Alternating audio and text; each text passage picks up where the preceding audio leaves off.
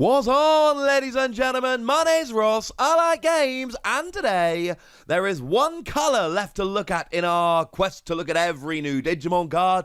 We've not yet looked at all the new black cards. There are 10 that were not revealed, not option cards, we'll get to them later. There are 10 that were not revealed in advance of the full set list dropping. That means we've got a whole bunch to look at, so let's get rolling. Translations here from the lovely folks at DigimonCard.dev. And if you see any translated proxies, well, they came from there as well. So let's start off having a look at a new Digitamer. We've got ourselves a new Pagumon. Now, being a level 2, we have one inheritable skill here. When the Digimon that evolved from this is deleted, reveal the top card of your deck, add it to your hand if it's a Black Digimon card, otherwise place it at the bottom of your deck. Cool. You see, if you make a largely or entirely black deck, sure, you might have the odd option card or tamer, but it ends up being overwhelmingly likely that you are going to end up drawing a card with this, and that is pretty gosh darned awesome, because the draw we see in black really is not there much at all. We've got Toyagamon from the starter deck that draws a card if your opponent didn't attack with a Digimon. We've got Greymon from the starter deck that draws a card if your opponent didn't attack with a Digimon. And then we've got Keramon, but Keramon draws a card when you play a Digimon with the same name as this Digimon. And really, it's actually there for Diaboromon decks, so it doesn't really count. So what I'm saying here is that black is a colour which has really been hurting in terms of draw up until now. The draw options for black just haven't been there.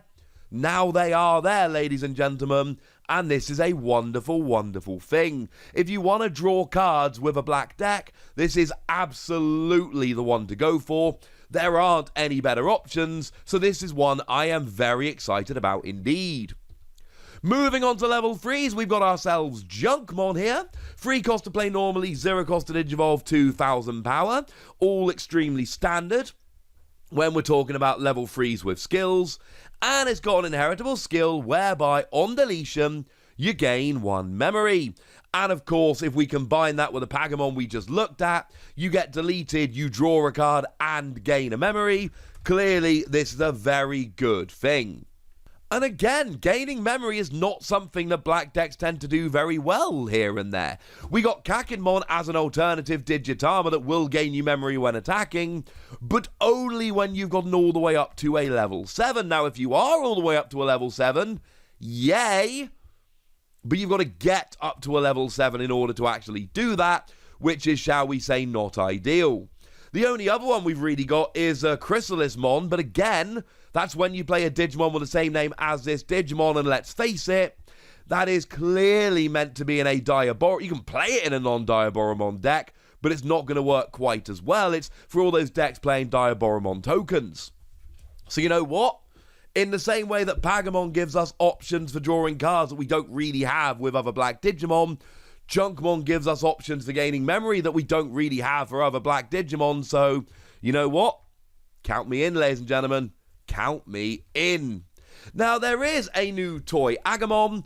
Same standard cost here. 3 cost to play normally, 0 cost to Digivolve, 2000 power. Nothing particularly unusual. And it's got an inheritable skill. While this Digimon has blocker, you gain 1000 power. Okay.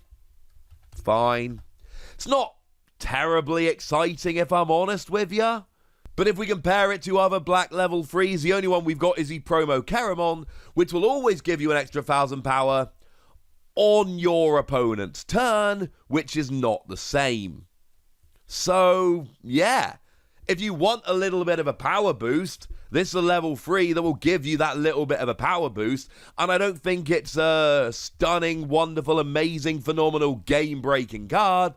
But if you're playing one of those decks and you've got a blocker, and let's face it, a lot of black Digimon do have blocker, and you want that little bit of extra power, bearing in mind more powerful blockers can block more things, then yeah, go for it. Now, Nadimon here is making its debut in the TCG. 3 cost to play normally, 2 cost to Digivolve, 2000 power. 3 cost to play normally is not what we expect from a level 4. That is what we expect from a level 3. So yeah, this is good. It's also a security Digimon. At the end of the battle, you can play this card without paying its memory cost.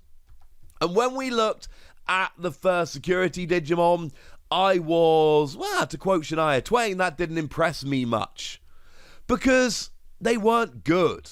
Like, Garurumon was the black security Digimon, and it was just a level 4 with bad stats that played for free if it came out as a security card. But each copy would only come out as a security card 1 in 10 games, so it wasn't really worth playing. Here, it can come out as a security card, yay, and you get a free Digimon. But even if it doesn't, it's a free cost to play normally, which is very cheap for a level 4. So now we've got a security card which is absolutely worth playing, because either it comes out as a security and you play it for free and yay, or it doesn't, but you can play it as just a free cost, which is extremely cheap, and that sounds a-okay to me. Now, moving on, but still sticking with our level 4s here, we've got our very first Deputymon. 5 cost to play normally, 2 cost to Digivolve, 4000 power, nothing particularly exciting.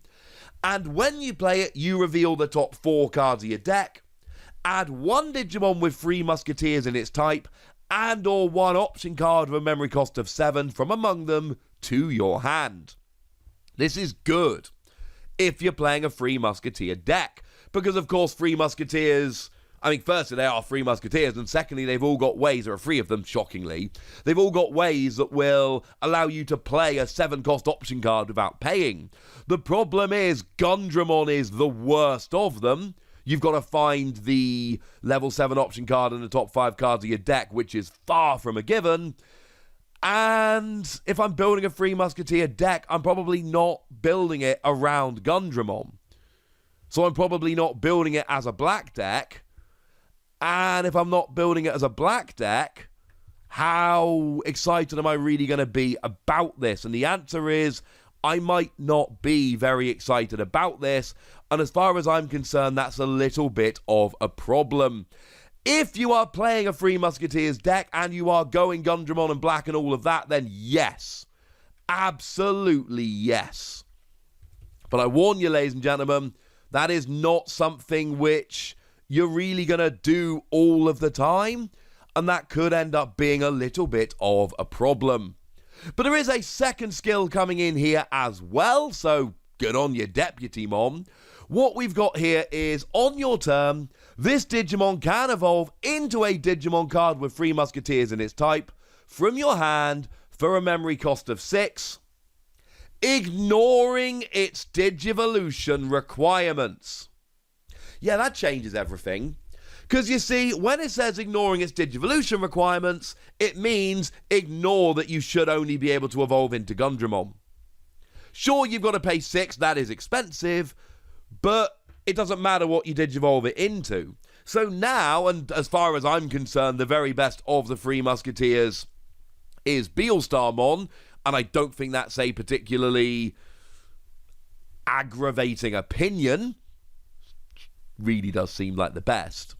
So now, I can play a Volcanomon deck, but now if I'm playing Gigadramon, I've got the search, which is cool, and I've also now got the fact that I can Digivolve into stuff like Volcanomon, and I'm not stuck with Gigadramon.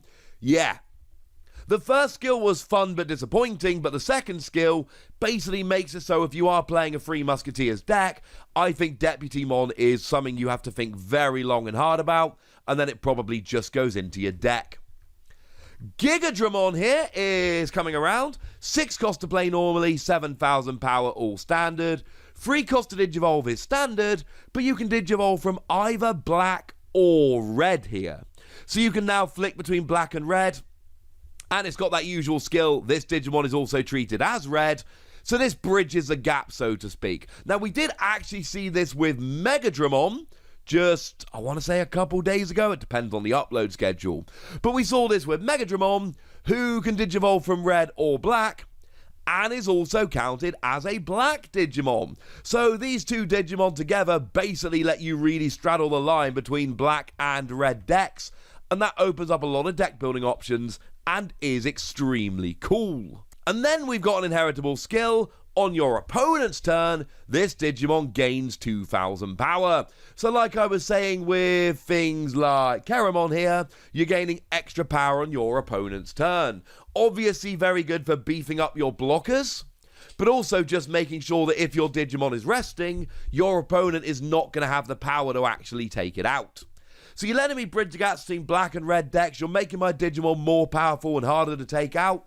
That sounds pretty good to me. Now, we've also got Volcanomon here, and I love the artwork. Anytime we see the Digimon actually playing cards in the artwork of the card itself, that always makes me extremely happy. And what we've got here is a 6 cost to play normally, 3 cost to Digivolve, 7,000 power. Cool. It's very standard. But we got an inheritable skill whereby, while your opponent has any unsuspended Digimon in play, you get security attack +1. Yes. Absolutely yes. Now, your opponent might have all their Digimon suspended, although bear in mind, if any of them are unsuspended, you get security attack +1. If they're all suspended, you can attack any of them. So it kind of works in a lot of ways here. But also, when they play them, they cannot attack to suspend them. So generally speaking, anytime they play a Digimon, they're going to have an unsuspended Digimon the following turn. And that is nice. And if you want security attack +1 as an inheritable skill in black, we don't have many options. We've got the promo Shinnerizamon, but that only works if you've got 13,000 power or more. And you've got Metal Greymon, but that only works if you've got Reboot. Now, if you've got Reboot, then Metal Greymon is the better option, but you're not always going to have Reboot now, are you? And that is where this comes in kind of beautifully. Basically, this is good.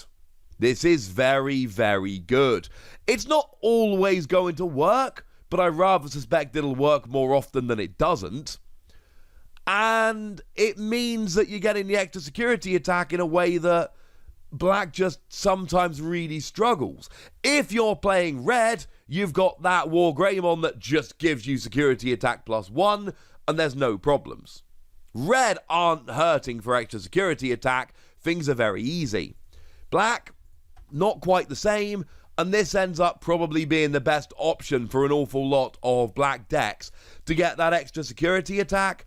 And for that reason, I am a big fan here. Like I've said, it is not always going to work. But it is going to work often enough that people are going to be pretty gosh darned happy. Now we do have another level 5, but it is a vanilla. It is BigMamemon. 7 cost to play normally, 3 cost to Digivolve, 10,000 power. So we are going back in time here and reminding ourselves that, hey, first time we saw Loda Leomon, that was kind of fun, right? Because this is Loda Leomon. And I've seen Loda Leomon see play, but I've also seen it drop. This is a kind of card which is better in a small card pool. Because the fact of the matter is, 10,000 power is very high. You're only being beaten by level 6s and not always level 6s. You know, not the really weak ones. But at this stage, we got such a big card pool. We got all 6 of the sets, plus starter decks and promos and all of that. You're asking me to play a vanilla level 5. Honestly, at this stage, I think if I'm going to play a vanilla level 5, it's got to have power higher than a level 6. In order for me really to get excited, and BigMamemon doesn't, so I'm not getting excited about it. I am sorry. But we've also got a lovely new level 6 we can take a look at here as well. It is PileVolcamon. And I like the design here. I love the artwork. I love that it's kind of a fighter in a ring taking on Etamon. That makes me happy. Or Metal Etamon, I think it actually is. That's not the point. 11 cost to play normally, 3 cost to Digivolve, 11,000 power. Very standard. That's what we expect from our level 6s. But we have a skill here as well. Reboot. So it activates during your, or unsuspends during your opponent's unsuspend phase. And that's actually brilliant, because your opponent can only attack suspended Digimon. So it means that your opponent can't attack you on their turn, which is kind of brilliant. It also means if you've given it blocker, you can then block and reboot and block, and that's a great combo. But we've also got on your opponent's turn, once per turn, when one of your other Digimon is deleted, trigger D-Digivolve 1. That is where you trash the top card of one of your opponent's Digimon, unless they're a level 3, or it would be the only card and they would then get deleted.